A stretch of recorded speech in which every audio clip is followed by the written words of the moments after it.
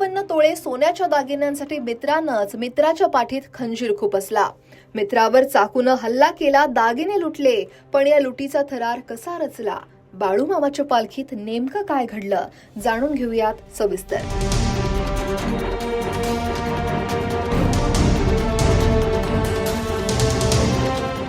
सुशांत नामदेव मोरे हे बेलापूर इथल्या एका हॉटेलमध्ये आपल्या मित्रांसोबत जेवण करून रात्री घरी परतत होते. सगळं काही सुरळीत सुरू होतं. अचानक त्यांच्यावर काळ बनून 3 अनोळखी इसम धावले. हल्लेखोरांनी सुशांत मोरे यांच्यावर आणि मित्रांवर जीवघेणा हल्ला केला. या झटापटीत सुशांत मोरेच्या हातावर वार केला गेला आणि जखमी केलं गेलं. तब्बल 57 तोळे सोन्याच्या दागिन्यांची पिशवी हिसकावली आणि अंधाराचा फायदा घेऊन घटनास्थळावरून पसार झाले. या घटनेनंतर खारघर पोलीस ठाण्यात तातडीनं जबरी चोरीचा गुन्हा दाखल करण्यात आला. एवढ्या मोठ्या प्रमाणात सोन्याची लूट झाल्यानं पोलीस सुद्धा खडबडून जागे झाले. या गंभीर प्रकरणाचा तपास करण्यासाठी खारघर पोलिसांनी 4 विशेष पथकं स्थापन केली. पोलिसांनी सीसीटीव्ही फुटेज, तांत्रिक माहिती आणि त्यांच्या गुप्त बातमीदारांच्या मदतीनं तपासाची चक्र वेगानं फिरवली. अनेक दिवस उलटले.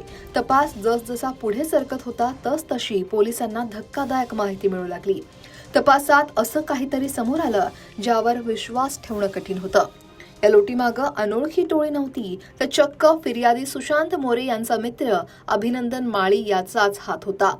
अभिनंदननं आपली पत्नी मेहुणा आणि गावाकडच्या काही साथीदारांच्या मदतीनं या संपूर्ण लुटीचा कट रचला. खारघर पोलीस स्टेशनच्या हद्दीत राहणारे सुशांत मोरे हे 23 मार्चला त्याचा मित्र अभिनंदन माळी आणि ड्रायव्हर यांच्यासह त्याच्या घरी पायी चालत जात होते. तेव्हा 3 अनोळखी इसम आले आणि त्यांनी चाकूचा वार केला, मारहाण केली आणि फिर्यादीचे जवळपास 57 तोळेचे दागिने जबरीने चोरून घेऊन गेले. यामध्ये मग खारघर पोलीस स्टेशनला जबरी चोरीचा गुन्हा दाखल करण्यात आला. गुन्ह्याचं गांभीर्य ओळखून आपण API Dalvi, API Barkade, API Yewale आणि एपीआय शिंदे यांच्या नेतृत्वाखाली 4 तपास पथकं तयार केली. तपासादरम्यान असं निष्पन्न झालं की यातील फिर्यादीचा मित्र अभिनंदन माळी याचीच हे सोन्याचे दागिने बघून नियत फिरली होती आणि त्यांनी हा कट रचला. त्याचे नातेवाईक राहुल माळी जो आहे त्याला त्यांनी सांगितलं की आपल्याला हे दागिने लुटायचे आहेत. मग हा राहुल माळी आणखी दोघांना त्याच्यात घेऊन आला आणि या सर्वांनी मिळून 23 तारखेची ही घटना केली. यातील अभिनंदन माळी, त्याची पत्नी, त्याचा मेहुणा जे आरोपींना इथपर्यंत घेऊन आले होते नवी मुंबईपर्यंत, ते 3. त्यानंतर हे 2 शुभम पाटोळे आणि संदीप गुजळे हे 2 आरोपी, असे 5 जण यापूर्वीच खारघर पोलिसांनी अटक केले होते.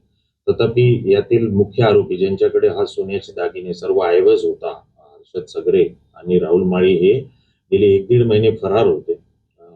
एपीआय बरकडे आणि यांची टीम यांच्या 8 दिवस झाले मागावर होती.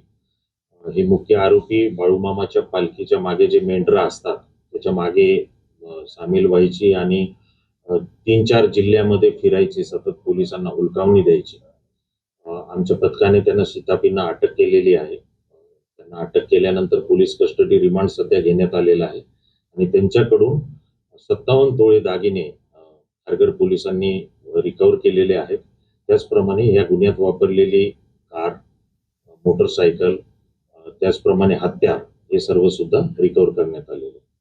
नागरिकांना याबाबत काय आवाहन करायचं? आता सोनंचे दागिने घालण्याचा अधिकार प्रत्येकाचाच आहे. तथापि एवढ्या मोठ्या प्रमाणात म्हणजे 55-60 तोळे सोनं जेव्हा आपण अंगावर घालतो तेव्हा मग काही लोकांचा वाईट विचार येऊन असे प्रकार घडू शकतात. त्यामुळे या दृष्टीनं नागरिकांनी थोडीशी खबरदारी घेणं अपेक्षित आहे. अभिनंदन माळी आणि त्याच्या साथीदारांचा शोध घेण्यासाठी सांगली, सातारा, सोलापूर, पंढरपूर यांसारख्या वेगवेगळ्या ठिकाणी धाडी टाकण्यात आल्या.